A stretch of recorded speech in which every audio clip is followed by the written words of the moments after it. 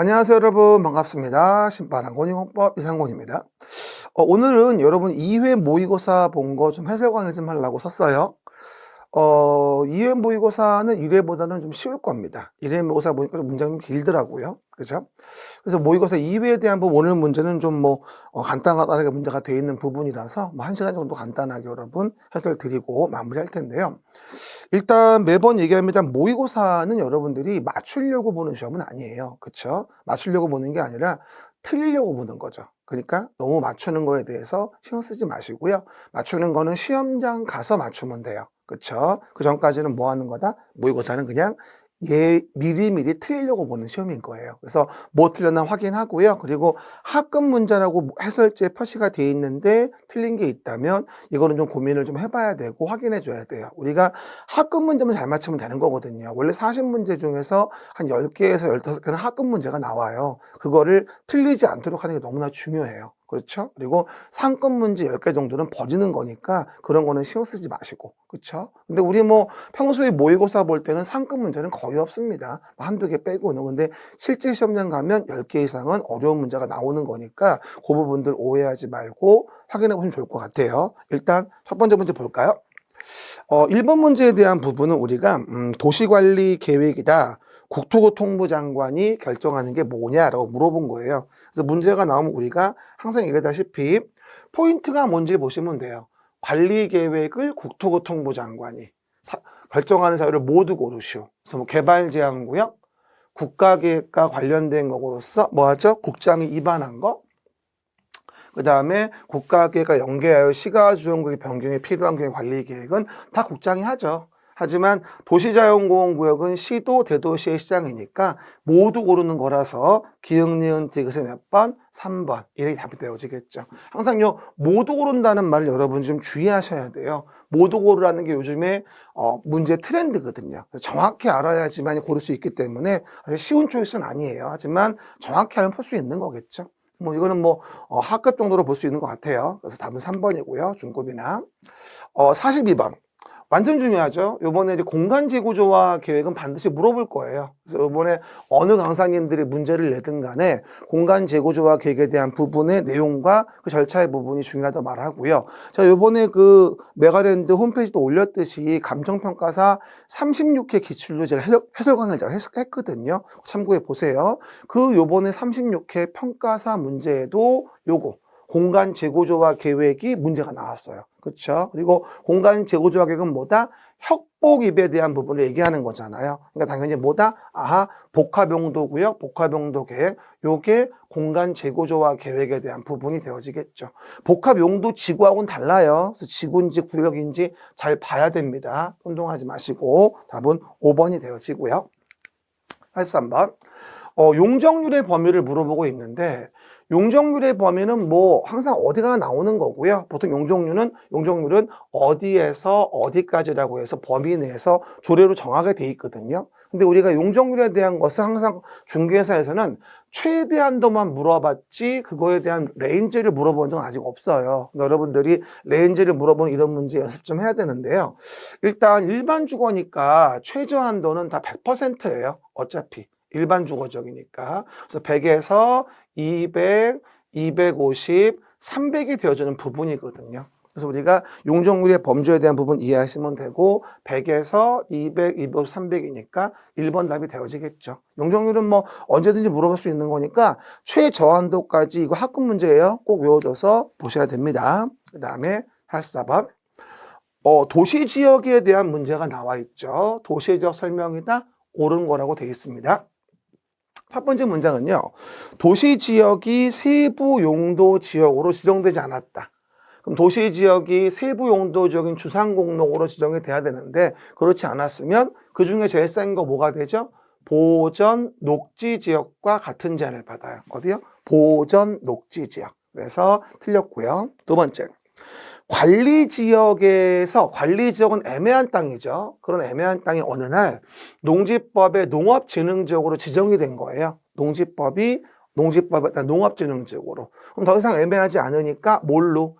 농림지역으로 간주된 걸로 봐야죠. 도시지역 중 행한녹지가 아니고요. 그 다음에 도시지역에서는 도로구조 보조를 위한 아무리 접도구역이 적용돼 있어도 접도구역 행위제한 적용하지 않는다고 얘기했었죠. 그 다음에 네 번째 가서 항만법 규정에 의한 항만구역이 도시지역에 연접해 있다면 도시지역으로 결정호소된 것으로 보는 거니까 정답은 4번이고요.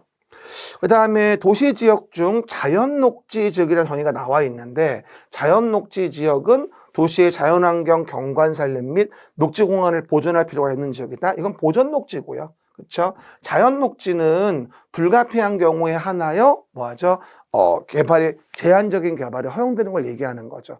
녹지 중에서 가장 이용 가능한 땅은 자연녹지가 되어질 거예요. 이건 보존녹지 의미고요. 정답은 4번이 되어지고 아주 잘 나오는 전통적인 내용이에요. 그래서 우리가 용도 지역에 관련된 부분들 기본 정의하고 특례에 대한 뭐 섞어서 문제를 냈는데 이것도 상당히 뭐 중요한 문제로 볼 수 있겠죠.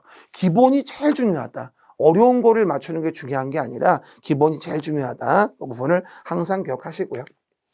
45번. 요거 이제 작년 기출됐던 문제 좀 고친 문제인데요.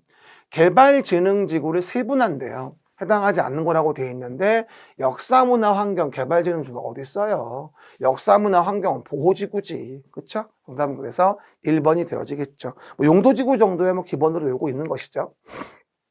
46번. 도시계획설부지의 매수 청구죠. 매수 청구에 대해서도 항상 물어보는 부분이니까 매번 얘기하죠. 열대치고, 즉 사업의 시행지로 돼 있어서 도로를 만들겠다고 얘기를 한 거죠. 그래서 A란 자는 그 토지에다가 건물도 못 짓고 나무도 못 심고 제한받고 있는데 10년이 지나도록 사업이 안 되고 있다. 그리고 지목이 대인 토지의 소유자다. 그럼 열대치고 사건 제한이 심하니까 매수를 청구한다고 했잖아요. 열대치고 매수 청구 이거죠. 6월이 2년 매수할지어다 이렇게 얘기했어요. 그럴 때 이 토지를 매수해 준다면 거기에 대한 부분에 대해서 우리가 현금을 줘야 되겠지만 돈이 없으면 채권을 발행해서 매수해 줄 수 있거든요. 그런데 그 매수가 되는 경우라고 한다면 채권 발행하는 건 지방자치단체인 경우에만 그렇죠. 채권을 발행할 수가 있어요. 그래서 이 문제는 국가가 채권을 발행한다고 나면 안 되죠.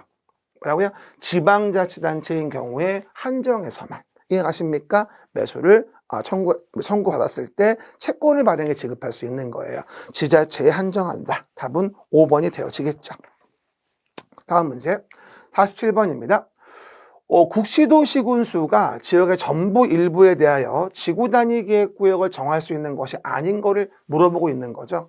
지구단위계획구역은 지정하여야 한다에 대한 부분도 꼭 외워줘야 하지만 일단 기본적인 베이스가 지정할 수 있는 경우잖아요. 그래서 우리가 용도지구와 도정택 대산관이라고 했잖아요. 그렇죠? 그런데 공공주택지구는 여기가 해당 사항이 없습니다. 그렇죠? 공공주택지구는 정해진 해당 사항이 없어요. 공공주택지구는 나중에 이제 공동구 설치 의무 나올 때 나오는 사업이고요. 여기는 도시개발구역, 정비구역, 택지개발지구, 대지조정사업지구, 산업단, 준산업단지와 뭐하죠? 관광특구 얘기하는 거죠. 그리고 개도시 공원에서 해제에 대한 부분들 뭐 등등, 역세권 복합용도 개발형 이런 동네 얘기하는 거거든요. 정답은 5번이 되어지겠죠. 48번입니다. 국토계획 법령상 개발행위 허가의 제한을 물어보고 있네요. 그렇죠? 개발행위 허가의 제한 관련된 부분입니다. 이거에 대해서 옳은 게 뭐냐고 물어보고 있죠. 이 개발행위 허가의 제한 쪽도 요즘에 은근 잘 나와요. 난개발 방지를 위해서 허가 제한할 수 있는데 그 내용이 첫 번째 본다면 국토교통부 장관은 국장이니까 중앙도시계획위원회의 심의를 거쳐서 허가를 제한할 수 있기 때문에 1번이 답입니다. 그렇죠? 그리고 2번에 대한 부분은 제한기간은 1회에 하나여 2년? 아니죠. 한 차례만 3년. 연장이 2년이죠. 최장은 5년이고. 그리고 지구단위계획구역 지정된 지역은 연장되는 거니까 최장으로 본다면 3년이 아니라 5년이겠죠. 그 다음 생산관리지역으로 수목이 집단 자라고 있는 지역 제한할 수 있다. 생산관리가 아니라 녹지나 계획관리 얘기하는 거고요. 그 다음에 개발밀도관리구역 지정된 지역은 허가 제한과 관련이 없어요. 그렇죠? 기반시설 부담구역 지정된 지역 얘기하는 거지 개발밀도관리구역 얘기하는 거 아니니까 그래서 내용이 틀렸죠. 정답은 1번이 되어지고 49번 개발행위 허가의 기준이다. 용도 지역별 토지 형질 변경 면적 기준이다. 틀린 것이 뭐냐? 우리 기억나세요? 주상 자생 녹지 1만에 공관농 3만, 보자 5천이다. 기억나시죠? 주상 자생 녹지 1만, 공관농 3만, 보자 5천인데 그럼 공업은 뭐가 돼야 돼요? 공업은 당연히 3만 제곱미터 얘기하는 거죠. 그렇죠? 그래서 보시는 정답은 틀린 건 1번이 되어지겠죠. 나머지 1만, 관농 3만, 보자 5천 맞죠? 정답은 1번. 이런 거는 좀 외우면 맞추는 거고 못 외우면 틀리는 거니까 여러분 반드시 잘 나온다고 한 부분들은 잘 외워주도록 애를 써야 됩니다. 그 다음에 50번. 일종 전용 주거지역이죠. 우리가 용도 지역마다 어떤 건물을 건축할 수 있는 것인가 라는 걸 물어보는 문제인데 모두 고르셔 나와 있고 이런 문제의 용도 지역의 행위 제한을 볼 때는 우리가 용도 지역별 행위 제한은 이렇게 별도의 표가 있어요. 별도의 표에서 어떤 건물을 건축할 수 있냐 없냐라는 게 정해져 있거든요. 그렇죠? 그래서 이 부분에 대한 물어보는 거고 그리고 단서에서 이제 조례로 정하는 사항이 있는데 조례로 정하는 사항은 고려하지 않고 물어보는 게 일반적이에요. 조례를 고려한다면 지자체마다 다르기 때문에 답이 없어지거든 사실은요. 그래서 보시는 바와 같이 면적은 1천 미만이고요. 그리고 일종 전용은 뭐예요? 단독주택 중심으로 양호한 주거환경에 대한 부분이잖아요. 그러니까 오해하지 말게 뭐를 위한 거라서 요거 일종 전용에 대한 부분은 기역번 다가구를 제외한 단독 되겠죠. 한의원은 일종 근생이에요. 일종 근생은 어느 용도 지역에나 된다고 봐야 되거든요. 그리고 단란주점이 될 리가 없죠. 일종 전용에서. 아파트도 마찬가지고 그렇죠. 단독주택 중에 아파트를 어떻게 짓습니까? 이거는 학급 문제네요. 정답은 몇 번? 1번에 기역 니은 되어지겠습니다. 답은 1번. 51번입니다. 그러면 도시계획설 사업의 시행을 물어보고 있습니다. 그럼 도시계획설 사업의 시행에 대한 설명이다. 옳은 거라고 되어 있는데 첫 번째 도시계획설 결정 고시일로부터 2년 내 단계별 집행을 만들어줘야 한다. 기본적으로 단계별 집행계획은 뭐하죠? 2년이 아니라 3개월이라는 걸로 좀 개정이 됐죠. 다른 법에서 우리 법의 사업을 의지하는 경우는 2년이겠지만 단서에서 고려하지 않는다고 나와 있잖아요. 그렇죠? 그리고 국토교통부 장관 도지사가 직접 입안한 도시관리 계획인 경우에는 국장도지사가 단계별 집행계획을 수립하여 이를 송부할 수 있다고 되어 있는데 바로 요게 내용의 정답이 되어지겠죠. 이 단계별 집행계획은요. 결론적으로 누가 만드는 거냐면 단계별 집행계획은 관리계획의 입안권자가 만드는 거예요. 관리계획 입안권자가 누구예요? 특광, 특시, 특도시군의 예외 국도 아닙니까? 그러니까 단계별 집행계획을 국장이나 도가 만드는 경우도 있다는 거죠. 그래서 보시는 바와 같이 2번 정답이 되어지고요. 또 국가계획과 관련되거나 그 밖에 특히 필요하다고 인정하는 경우에는 도지사가 직접 이를 시행할 수 있다. 국가계획 관련된 경우에 사업의 시행을 직접 할 수 있는 건 국장이죠. 그렇죠? 그래서 틀렸고요. 그 다음에 도시계획설에 인접한 건축물에 대한 것들은 토지는 수용이 안 되고요. 일시 사용만 가능할 뿐이죠. 그 다음에 단계별 집행계획 공고가 있다고 공익사업의 인정을 받은 것으로 보는 건 아니죠. 실시계획의 고시가 있는 때죠. 기억나죠? 공익사업의 인정 시기는 어디? 실시계획을 고시한 때요. 기억나요? 시작. 공익사업의 인정 시기는 어디? 실시계획을 고시한 때 여기. 알았습니까? 요거 사업마다 다른데 도시계획설 사업은 실시계획 고시한 때를 공익사업의 인정을 받은 시기로 보는 거니까 그 점 혼동하지 마시면 되겠죠. 52번 기반시설 부담구역에서 설치가 필요한 기반시설이 아닌 거라고 되어 있을 거예요. 그렇죠? 그럼 오해 말 건 도공록, 학교, 수학회, 대학 제외 이렇게 있잖아요. 그렇죠? 철도는 전혀 아니죠. 그래서 정답은 1번. 그렇죠? 물론 도공록, 학교, 수학회에 대한 부분에 부대 편의시설에 대한 부분은 포함할 수 있겠죠. 하지만 철도 자체가 아니잖아요, 지금. 그래서 내용에서 1번 정답이죠. 다음 거 53번 도시개발법입니다. 도시개발구역을 지정한 이후에 개발계획을 수립할 수 있는 것. 요거 요번에 36회 때 우리 중개에서 나와야 돼요. 아닌 거를 물어보고 있죠. 그럼 기본적으로 보신다. 보전 녹지는 개발 사업 자체가 안 되기 때문에 정답이 2번이 되어지겠네요.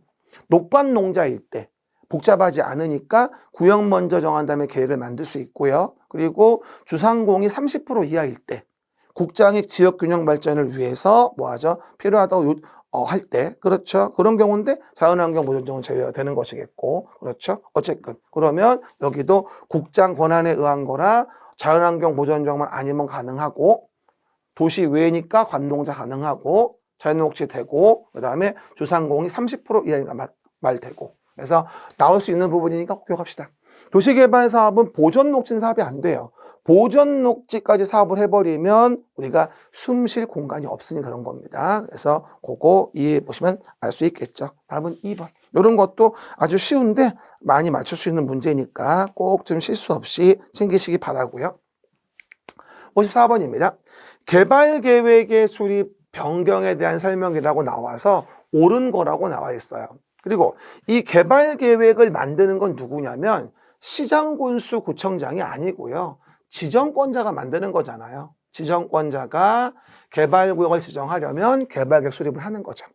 그리고 지구단위 계획이 포함되어야 하는 건 개발계획이 아니라 개발계획 밑에 실시계획에 들어가는 내용이고요. 그 다음에 개발계획의 내용이 실시계획에 들어맞도록 해야 한다? 반대죠. 실시계획이 개발계획에 부합해야죠.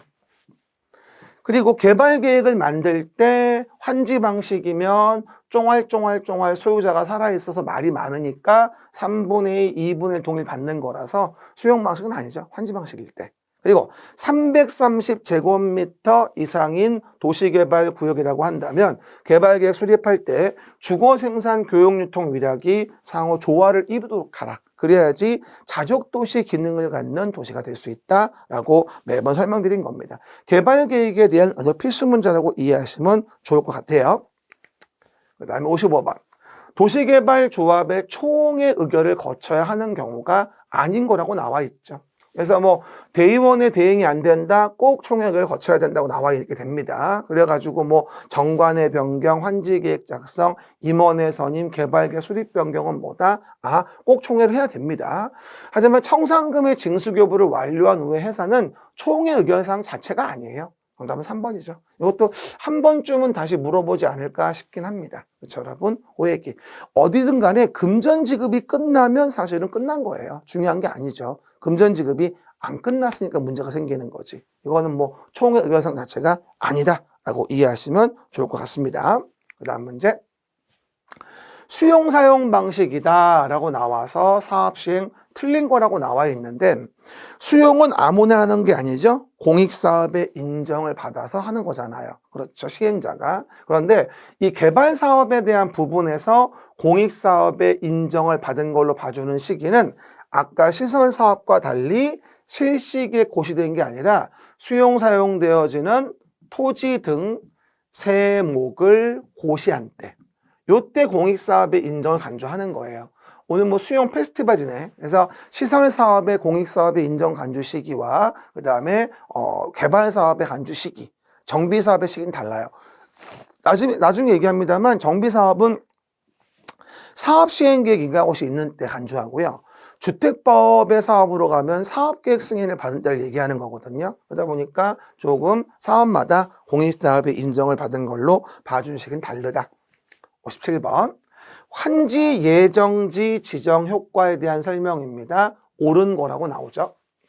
일단 예정지가 지정되어지면요. 가장 중요한 게 뭐냐면 종전에 500제곱미터인 땅이 환지가 되어지면 250을 받는다고 쳐봐요. 이게 환지되면서. 그러면 환지에 대한 부분에 될 땅을 예정지를 정하는 거잖아요. 예정지를 정하면 종전권은 사용을 못하는 거고, 그렇죠? 예정지는 사용할 수 있게 되는 거거든요. 그러니까 종전에 500은 못 써요. 예정지 250은 써. 이렇게 보통 얘기를 해요. 그러니까 첫 번에서 환지 예정지가 지정되면 종전 토지에 대한 걸 사용할 수 있다는 말이 안 되는 거죠. 종전에 500은 못 쓰고 예정지 250을 쓰는 거니까. 그렇죠? 그래서 X가 되어지고, 그리고 환지 예정지는 의무가 아니라 할 수 있는 거거든요. 근데 할 수 있는 대부분이 왜 지정을 하냐면 예정지를 지정하면 채비지를 먼저 팔 수 있게 해줘요.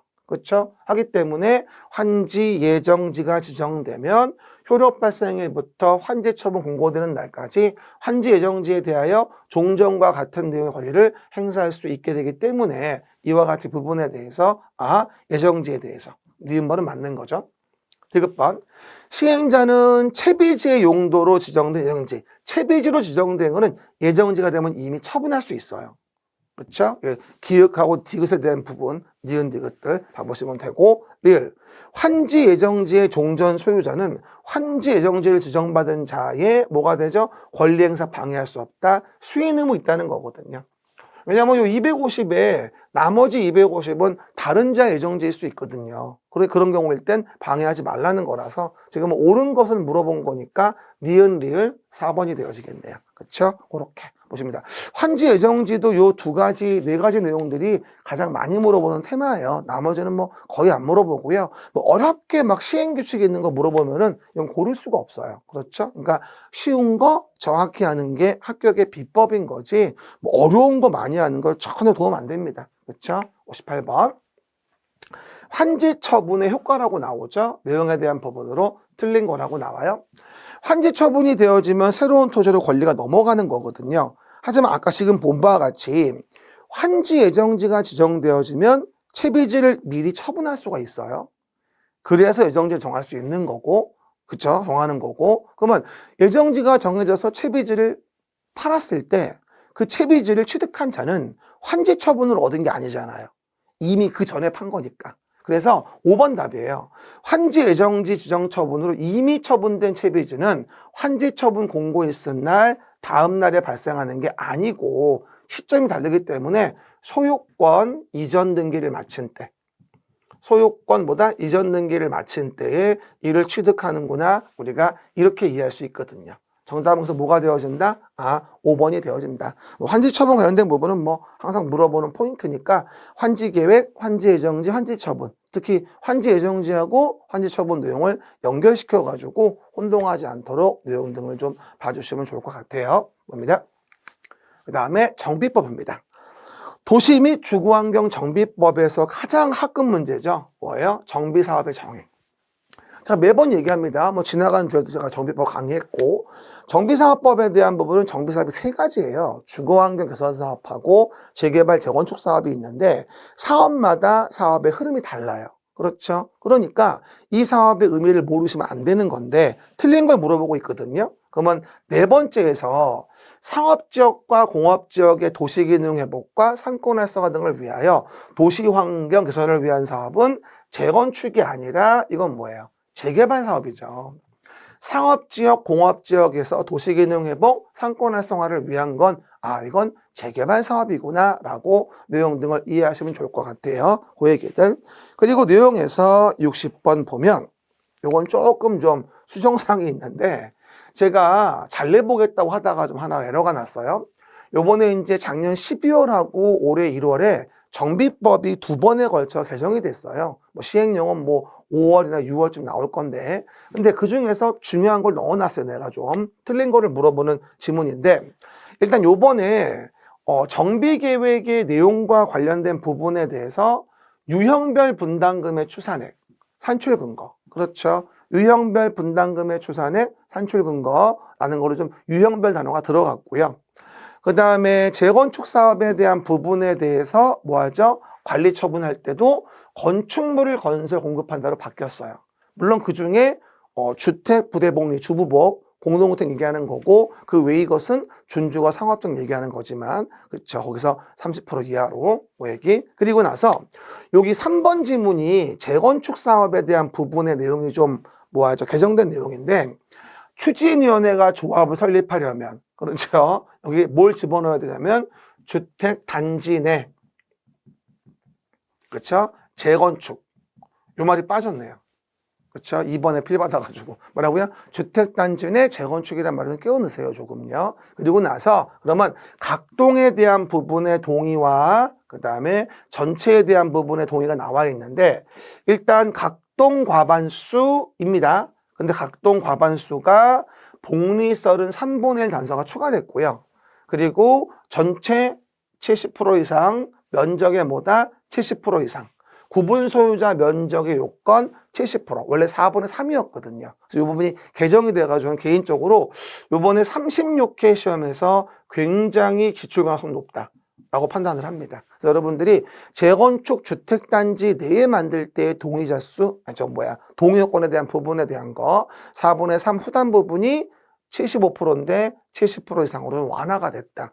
5%면 여러분 아무것도 아닌 것 같지만 굉장합니다. 실제 사업할 때 5% 동의가 있냐 없냐는 정말 큰 차이거든요. 사업의 신속한 시행을 위해서 동의를 좀 완화해 준 겁니다. 그래서 좀 수정 좀 하시고 맞는 걸로 할게요. 뭐 요것 때문에 틀렸다고 한 건 아니잖아요. 그죠? 보시고 다음 질문 4번 질문입니다. 시장군수등은 정비예정구역별 정비계획의 수립 시기가 도래한 때부터 언제까지 재건축 진단하냐면 이게 바뀌었죠. 관리처분계획 인가 전까지 아니라 사업시행계획 인가 전까지입니다. 사업시행계획 인가 전까지. 중요하죠.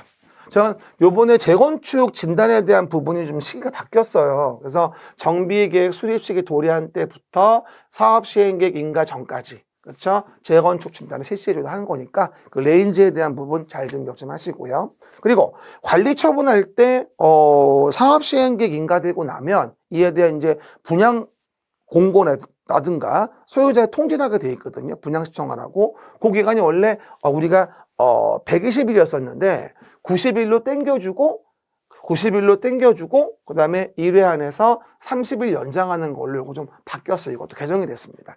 이거 저거 개정되고만 다 모아놓은 거야. 이 문제가 지금 언제 12월부터 1월까지 바뀐 거. 꽤 좋은 문제입니다. 그래서 이 문제는 잘 챙겨놓으시고 항상 챙겨놓으시고 개정된 거에 대한 부분을 모아놓은 거라 요 중에 운 좋으면 2개 걸릴 수도 있어요, 여러분. 그러니까 잘 좀 확인해서 내용들을 정리해보면 좋을 것 같아요. 그 다음에 61번입니다. 시공자 선정 등에 관한 설명이라고 나와 있습니다. 그렇죠? 그래서 틀린 거라고 되어 있는데 시공자 선정은 이제 시행자가 정해지고 나면 이제 집주인을 뽑는 거예요. 그렇죠? 그래서 보통 시행자가 정해지고 나서 뽑는 걸 얘기하는 건데 일단 정답은 5번이에요. 그렇죠? 주민대표회의나 토지 등 전체회의는 수의계약의 방법에 따라 시공자를 추천할 수 있고 추천한 때에는 시장군수 등 승인을 받아 추천한 자를 선정해 준다고 되어 있는데 여기서 승인받는다는 조문은 일단 없어요. 그렇죠? 그리고 주민대표회의나 토동소 전체회의도 뭐 하죠? 경쟁 입찰 또는 뭐가 된다? 사유 있을 때 또는 수의계약에 의해 가지고 추천할 수 있다고 나와 있거든요. 해설에 요 말이 빠져 있더라고요. 원칙은 경쟁 입찰 또는 수의계약에 의해서 추천할 수 있고 그렇죠? 그러면 승인받는 건 아니라 선정해 줘야 됩니다. 할 수 있다도 아니고. 정답은 5번이 되어지죠. 왜냐하면 주민대표회의나 토지 등 소유자 전체회의는 원래 사업의 소유자가 따로 있어요. 근데 이제 절차상 얘네가 이제 얘는 시군등 LH 등이 시행자가 돼서 있는 단체인 거고 얘는 신탁업자가 시행자가 돼서 있는 의결단체거든요. 그러니까 주민들이 경쟁 입찰이나 수의계획에 따라 추천했다면 뽑아줘야죠, 걔를. 그렇죠? 그래서 정답은 5번이 되어질 겁니다. 그 얘기 확인해 보고요. 62번 추진위원회가 수행할 수 있는 업무가 아닌 거라고 나오죠. 추진의 업무는 언제든 많이 물어보는 부분입니다. 하지만 오해 말 거 정관을 확정짓는 건 창립총회고요. 여긴 정관의 초안 작성이죠. 그렇죠? 추진위원회의 업무로 본다면 정관 관련된 거는 초안 작성이에요. 그렇죠? 그리고 정관을 확정하는 건 창립총회에서 하는 거예요. 그렇죠? 그래서 X가 되어져서 2번. 이런 것도 학급이죠. 항상 물어보는 거. 63번. 조합이 재건축 사업을 시행할 때 사업 시행 계획 등에 대한 설명이다. 옳은 거라고 나와 있죠. 이건 조금 까다로운 문제 같은데 어쨌건 무슨 사업인지 꼭 읽어보고 답해야 됩니다. 일단 재건축이니까 임대주택 건설 계획은 안 들어갑니다. 두 번째. 사업 시행자는 존치 리모델링에 대한 내용이 포함된 사업 시행 계획 작성하여 인가 신청할 수 있으니까 정답은 2번이고요. 그 다음에 시장군수 등은 지정개발자인 토지 등 소유자가 시행자인 때 정비사업비 20% 범위 내 사업비를 예치하게 한다. 맞는데요? 이런 분이 있는데 이건 재건축이 아니라 재개발이에요. 재개발 사업에 대한 조치이지 재건축이 아닙니다. 4번. 시장 군수 등이 사업 시행 계획 인가를 내주는 기간은 60일입니다. 그리고 천재지변 등의 사유가 아닌 경우에도 토지를 수용할 수 있다. 재건축은 천재지변 등일 때만 수용이 돼요. 가장 공익도가 없는 사업이거든요, 재건축은. 그래서 천재지변 등이 아니면 수용이 안 되기 때문에, 그래서 재건축은 알바건 놈을 방지하기 위해서, 뺏어오기 위해서 매도 청구 조문이 있는 거예요. 그렇죠? 재건축 매도 청구. 다른 사업은 없어요. 그렇죠? 그 얘기들 연결시키면 돼요. 이 법이라는 게 다 어차피 좀 당위성이에요. 연계된 거거든요. 그래서 모이니까 뭐다라고 연결시키면 되는 거라서 부담 가질 필요는 없겠죠. 그 다음에 64번입니다. 관리처분 계획의 내용이 아닌 거라고 나와 있죠. 제가 매번 수업할 때 얘기하죠, 여러분. 관리처분 계획이 뭐냐면, 한마디로, 가격을 정리하는 거예요. 그러니까 이제 종전의 건물을 부시고, 그 다음에 새 건물을 짓잖아요. 정비사업이 이루어지면서. 이런 경우일 때 종전의 A와 가치가 얼마냐, 1억으로 평가됐고, 그리고 A-로 분양 신청합니다. 2억 원짜리요. 그럼 비례율이 100%면 1억에 대해 1억을 주면 되는 거니까 1억 원의 분담금은 내세요. 이렇게 가격을 정리하는 계획이 사실은 관리처분 계획이에요. 근데 이거 얘기할 때 어떤 분들 물어보는 분이 뭐냐면, 아니 쌤 이해가 안 가는 게요.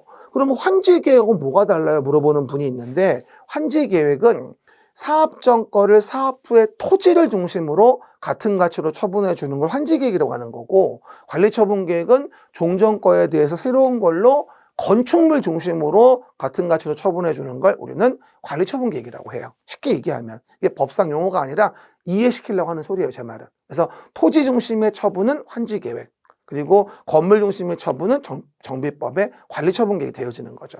그렇죠? 그 얘기들. 그러면 관리처분 계획은 가격, 분양, 철거 이런 거 얘기하는 거란 말이에요. 그러다 보니까 여기에서 그 내용이 아닌 거라고 나와 있는데, 특히나 사업비와 관련된 부분의 관리처분 계획은 재건축은 재건축 초과이익 환수에 관한 법률에 의한 재초안이라는 게 있잖아요. 재건축 부담금. 그렇죠? 그러면 그 사업비에 대해서는 재건축 부담금을 포함해서 추산액을 넣어줘야 됩니다.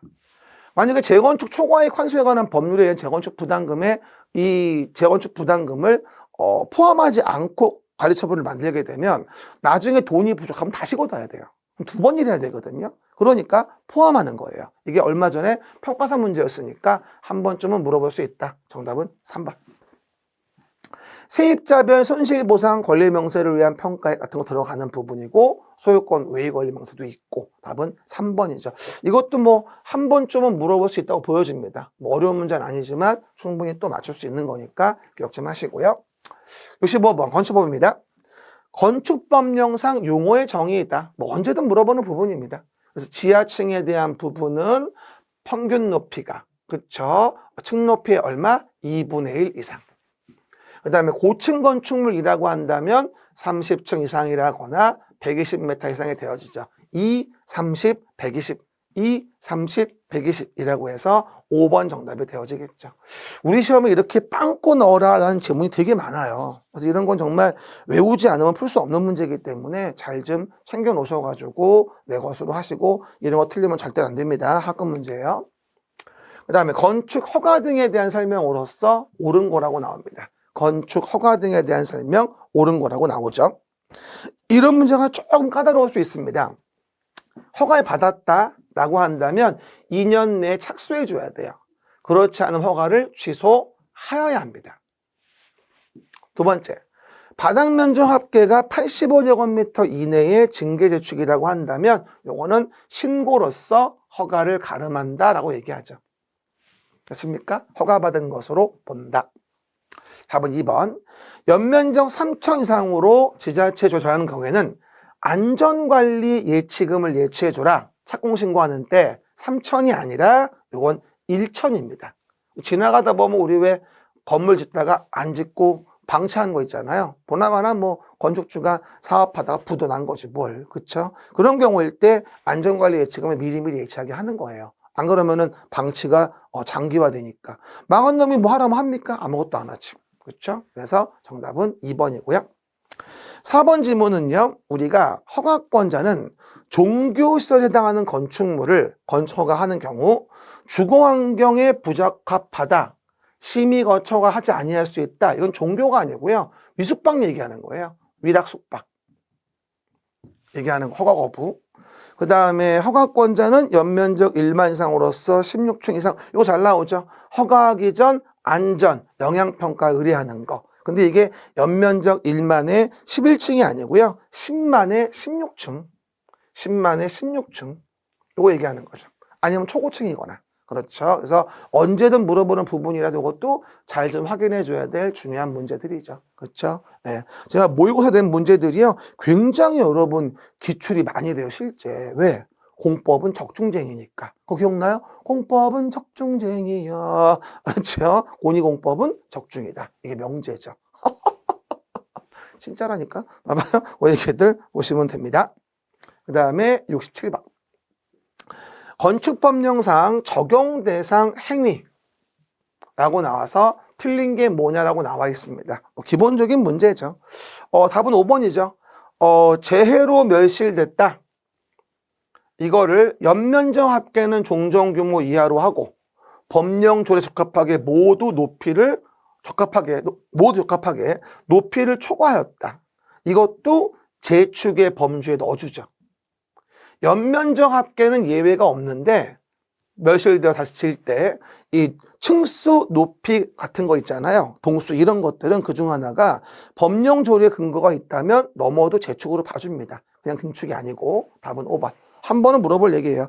연면적 합계는 예외가 없지만 동수, 층수, 높이에 대해서는 예외가 있거든요. 그렇죠? 법령 조례 근거가 있다면 동수, 층수, 높이 중 뭐 하나를 초과해도 이건 재축으로 봐준다는 건축법의 용어적인 내용이 있습니다. 그 얘기들 확인해 보시고요.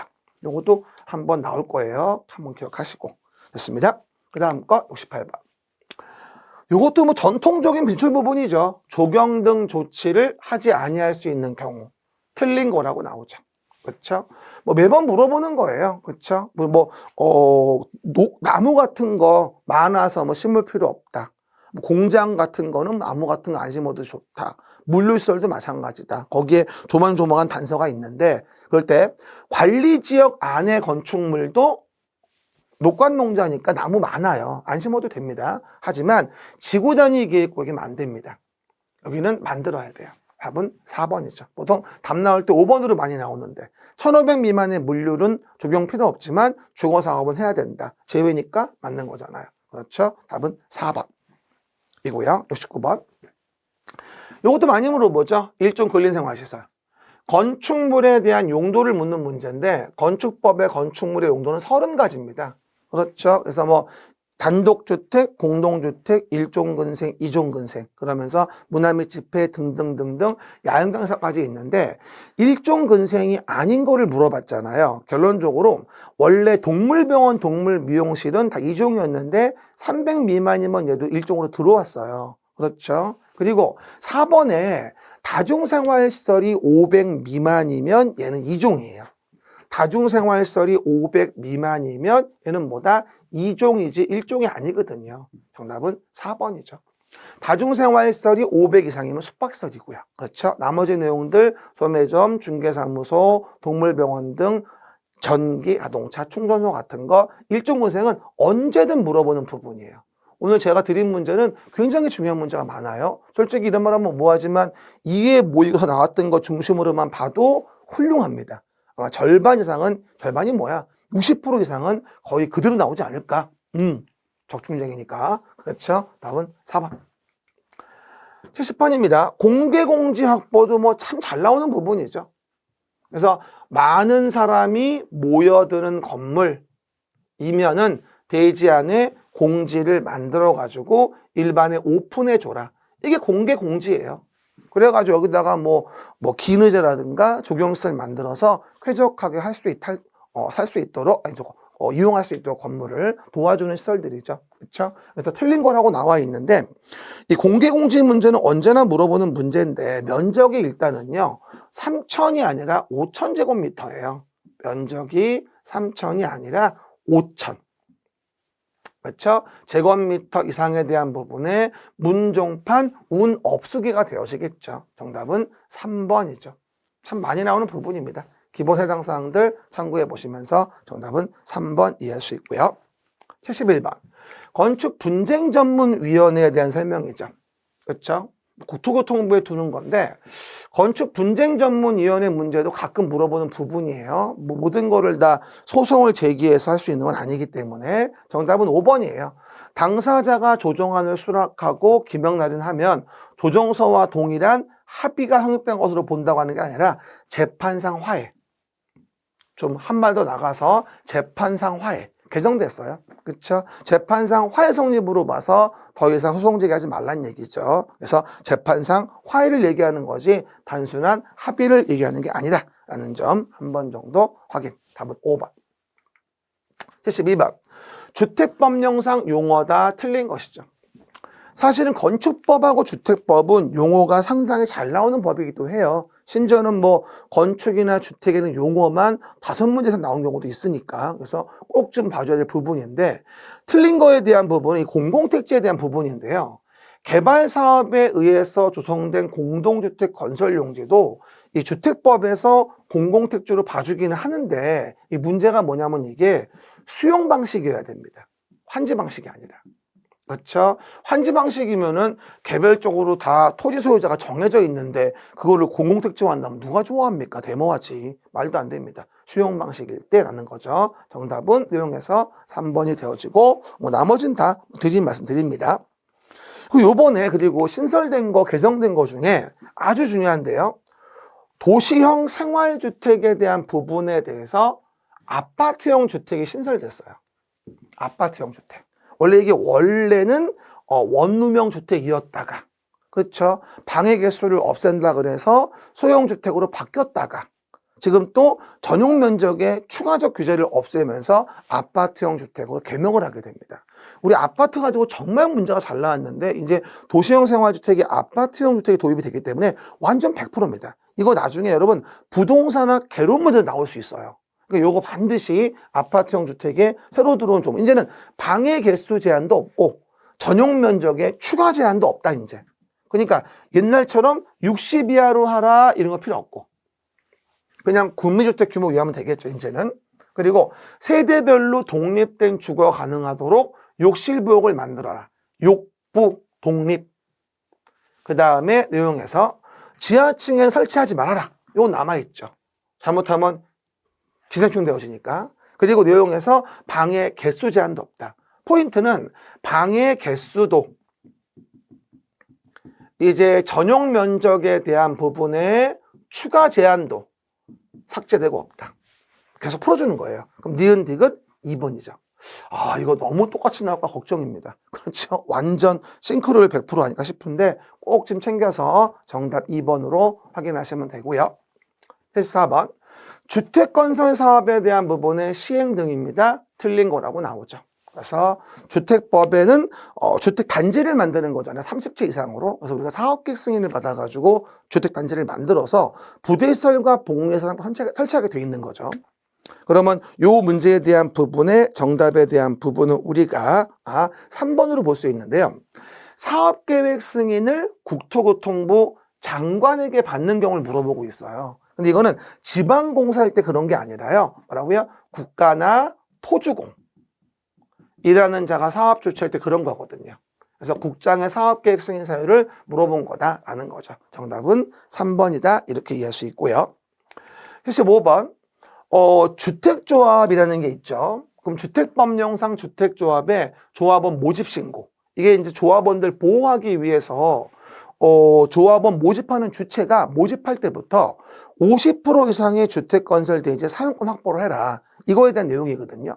사실은 이 재건축, 재개발이나 도시개발 조합과 달리 지역주택이나 직장주택 조합에 대한 부분에 대한 주택조합에 대한 부분의 내용이라고 한다면요. 여기서는 기본적으로 무주택자라는 걸 중심으로 보통 우리가 조합원을 모아요. 그러니까 돈을 걷어가지고 주택건설 대지를 사가지고 그렇죠. 그래가지고 집을 짓고 우선 공급해 주는 거거든요. 그러다 보니까 보시는 바와 같이 지역 직장주택 조합의 설립인가를 받기 위하여 조합원을 모집하려고 한다면 주택건설 대지보다 50% 이상에 대한 부분에 대해서 사용권, 소유권 아닙니다. 확보해야 되고 시군구장에게 뭐하죠?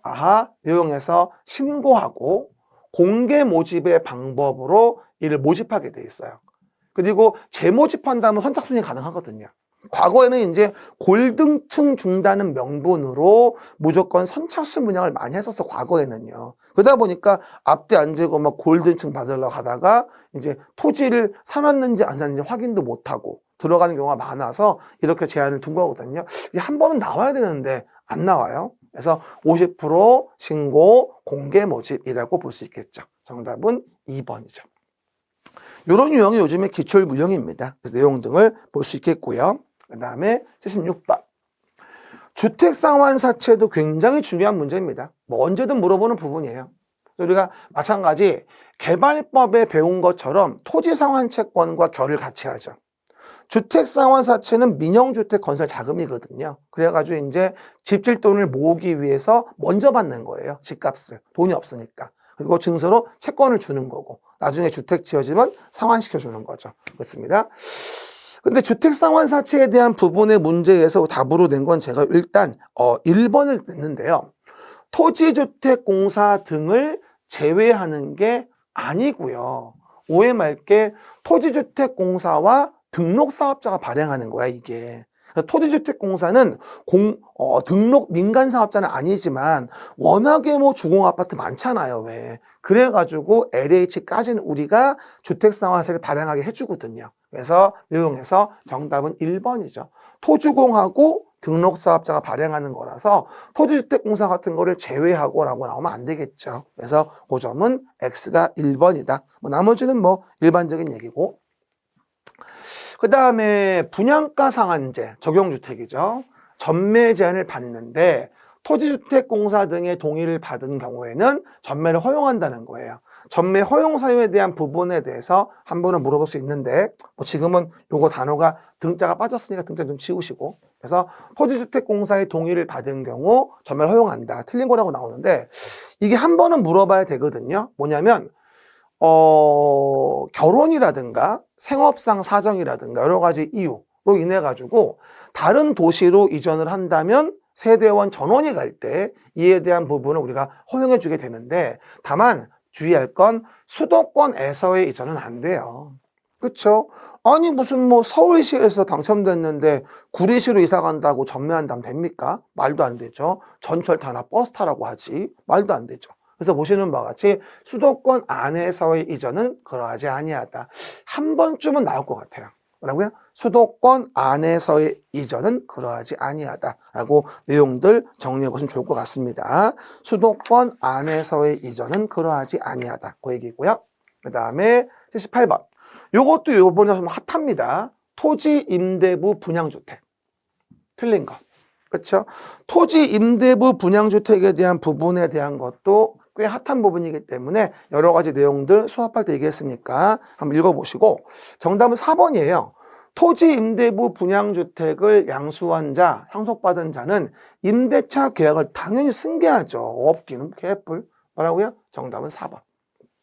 그리고 오늘 문제에는 뭐 자세한 내용은 제가 넣진 않았습니다만 이 토지임대부 분양주택에 대한 부분의 탈법 방지라든가 정말 서민들의 주거 안정을 위해서 도입한 내용이기 때문에 토지임대부 분양주택에 대한 부분은 뭐 전매 제한이라든가 거주 의무에 대한 것들이 조금 빡시게 적용되어지거든요. 그건 나중에 제가 4월달 모의고사 낼 거니까 그것도 좀 확인해 보시고요. 제가 짝수회 때 모의고사는 다 제가 내는 거예요. 홀수회 때는 우리 고상철 교수가 내는 거고요. 지금은 우리 메가랜드 2명밖에 없으니까. 짝수회 때는 제가 낸 걸 보는 겁니다. 그렇게 이해하십니다. 정답은 법조문 그대로 4번이 되어집니다. 29번. 농지법 문제죠. 농지 소유, 농지 취득, 자격 증명, 위탁 경영 관련된 거로 틀린 게 뭐냐라고 나와 있는 부분인 건데 정답은 4번이에요. 초중등교육법에 의한 학교 실습 목적으로 한다. 이럴 때 농지 취득한다면 증명 발급받지 않는다? 아니죠. 탈법에 문제가 있어서 증명은 받는데 농업할 게 아니니까 농업 경영계획서의 제출은 요하지 않는다. 이렇게 얘기한 내용이죠. 그리고 앞으로 또 문제가 나온다면 주말 체험 영농과 관련된 부분은 증명도 받아야 되고 주말 체험 영농 계획서 내야 되는 거니까 그건 주의하셔야 돼요. 그렇죠. 한 번 더. 주말 체험 영농 탈법 방지를 위해서 주말 체험 영농 목적이라고 한다면 농지 취득 자격 증명도 받아야 되고 주말 체험 영농 계획서 제출도 해야 됩니다. 이거 얼마 전 개정된 거니까 기억 좀 하시고. 요거는 답은 몇 번? 4번이 되어지겠죠. 그다음 80번 마지막이죠. 농지 전용 허가의 취소, 하여야 하는 경우. 이 문제 포인트는 하여야 한다는 얘기예요. 정답은 간단히 3번인데요. 관계공사 중지 등 조치 명령 위반한 경우는 2차 위반이에요. 첫 번째 위반을 한 거죠. 그래서 무슨 뭐 농지에 대한 부분에 대해서 주택을 지겠다고 해놓고 갑자기 뭐 공장을 짓는다던가 아니면 무슨 뭐 대마초를 심는다든가 등등. 이거 위반상이거든요. 야, 중지명령 했어. 하지마. 했어. 근데 말을 안 들은 거죠. 이러면 허가를 취소하여야 하는 거. 왜? 2차 위반이니까. 그래서 정답은 몇 번? 3번이다. 농지법에서 취소를 해야 하는 게 부정한 방법 이게 아니고 이거거든요. 이건 2차 위반인 거니까. 그거 1번이 아니라 3번 답인 거를 한번 기억하셔야 되고 여기 한 2번 정도 문제가 나왔을 거예요. 2차 위반이니까 취소를 하여야 한다. 이렇게 해서 가장 뭐 기본적인 문제에 대한 부분으로 아직 4월이니까 우리가 2회 모의고사 출제해 봤고요. 아주 중요한 문제들로만 제가 잘 짰으니까 여기 나와 있는 문제를 반복해 잘 보세요. 일단. 그렇죠? 2달 동안 4월까지. 그러면서 확인해 본다면 나중에 시험장 가서 정말 비슷한 문제를 많이 만나볼 겁니다. 앞으로 뭐 4월, 뭐 6월, 8월 등등 계속 설명드리겠습니다만 저는 여기 낸 문제를 조금 더 특화하고 세부적으로 좀 더 발전시키면서 4회, 6회, 8회 낼 거예요. 그렇죠? 그러니까 여러분도 그렇게 내용 보시면 되겠습니다. 8회는 없구나. 4회, 6회까지. 수고하셨고요. 또 재수업 듣는 분들은 또 수업 시간 만나보시기 바라고요. 또 다른 문쌤 들어도 재수업도 한번 들어보세요. 그렇죠? 나름대로 재밌고 즐겁게 수업하니까요. 뭐 공법은 2명 정도 수업 들어도 괜찮습니다. 그렇죠, 여러분? 수고하셨습니다. 감사합니다.